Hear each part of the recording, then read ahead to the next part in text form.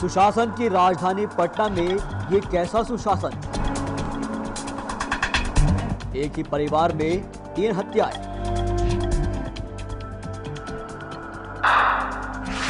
क्या है तिहरे हत्याकांड का सच? कौन है कातिल?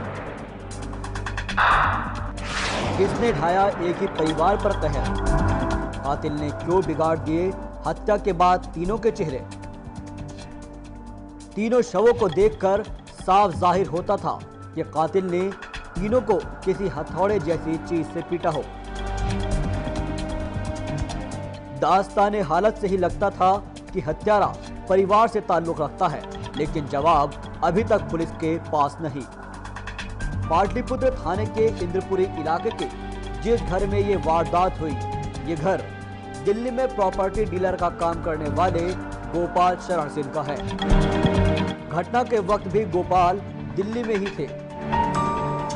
अचानक गोपाल ने घर फोन किया तो फोन रिसीव नहीं हुआ, लेकिन गोपाल ने जब पड़ोसी के घर फोन करके अपने घर की खैर खबर जानी, तब पड़ोसी गोपाल के घर पहुंचा तो दरवाजा बंद पाया और अंत में पड़ोसी ने पुलिस को सूचित कर दिया।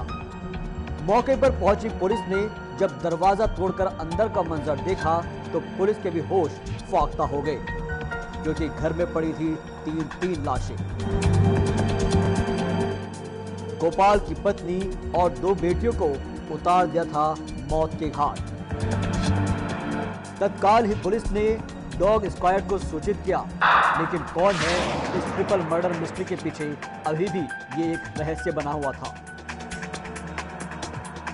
से सूचना मिली कि गोपाल शरण सिंह के घर में कोई रिस्पॉन्ड नहीं कर रहा है। इसी सूचना पर जब पुलिस आई और जब हम लोग घर एंटर किए हैं तो गोपाल शरण तिहरे हत्याकांड के अनसुलझे रहस्यों पर अब भी पर्दा पड़ा रहा। इसी बीच तीनों की लाशें पोस्टमार्टम के बाद अपनों के आने की इंतजार में रखी रही। पुलिस के मुताबिक पूरी घटना को सुनियोजित तरीके से अंजाम दिया गया था। हालात बता रहे थे कि तीनों को एक एक करके मार दिया गया। घटना की परतें परत दर परत पुलिस की मेहनत से आगे उधरनी शुरू हो गई। पुलिस की माने तो दिल्ली में प्रॉपर्टी डीलर का काम करने वाले गोपाल शरण का बेटा रिंटू 13 दिसंबर के दिन पटना पहुंचा और अगले दिन उसने अपने पिता को दिल्ली चलने के लिए राजी भी कर लिया। वो ले गया हमको उधर साइड में और जाकर के कहा कि हम तीनों को मर्डर कर दिए हैं ट्रेन में और यहो कहा कि हम हथौड़ी लेकर मारे हैं। गोपाल शरण सिंह ने हकीकत अपनी पत्नी अनिला सिंह को भी नहीं बताई, क्योंकि अनिला गोपाल की दूसरी पत्नी थी। लिहाजा 14 दिसंबर को गोपाल शरण सिंह दिन में ही घर से बाहर चले गए और इधर रिंटू घर पर ही रुक गया। गोपाल की दोनों बेटियां सुबह ही स्कूल चली गई। इस तरह वो घड़ी अब नजदीक थी जिसके इंतजार में रिंटू था। मौके की नजाकत को भांपते हुए रिंटू ने अनिला के सिर पर हथौड़ी से वार कर उसकी जान ले ली। अब पूर्णिमा स्कूल से आई तो उसे भी रिंटू ने मौत के घाट उतार दिया। इसका अंदाजा भी इसी बात से लगाया जा सकता है कि पूर्णिया स्कूल की ड्रेस में ही मृत पाई गई। एक और बची हुई बहन सोनालिका जब घर लौटी तो उसे भी कातिल रिंटू ने सिर पर प्रहार करके मौत के घाट उतार दिया। और इस तरह तीनों की हत्या करने के बाद वो हत्यारा घर से बाहर निकला और रास्ते में पिता को लेकर स्टेशन चला आया। गोपाल शरण और रिंटू दिल्ली जाने के लिए राजधानी एक्सप्रेस पर सवार हुए तो सिंह ने अपने घर पर बात करने की कोशिश की, लेकिन रिंटू ने अपने पिता से फोन ले लिया और हत्या की बात बता दी। फिलहाल पुलिस ने सिंह को हिरासत में ले रखा है। रिंटू पर शक को हकीकत में बदलने के लिए जब पुलिस ने दिल्ली में रिंटू के कालका स्थित आवास पर छापेमारी की तो रिंटू नहीं मिला, लेकिन पुलिस उसकी पत्नी मौसमी पांडा तक पहुंच गई। पांडा से पूछताछ के दौरान बाकी बचा हुआ शक भी उसी दौरान हकीकत में तब्दील हो गया जब रिंटू की पत्नी ने पुलिस को रिंटू के टोरंटो जाने की बात बताई।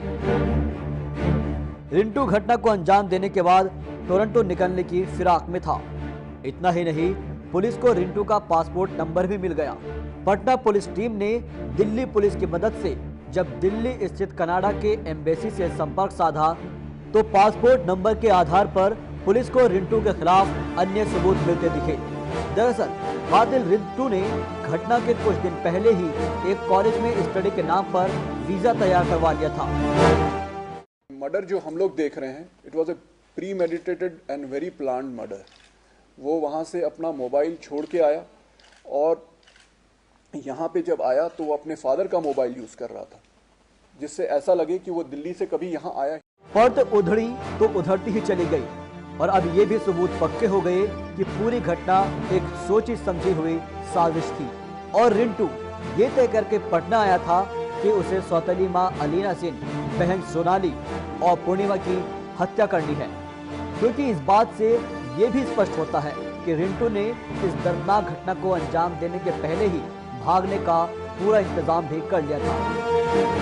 घटना को अंजाम देने के बाद रिंटू दिल्ली पहुंचा और हवाई जहाज से टोरंटो के लिए भाग निकला, लेकिन छोड़ गया वो सारे सबूत जो मददगार होंगे उसे गिरफ्तार करने में। ऑपरेशन क्राइम के लिए जसपाल सिंह की रिपोर्ट।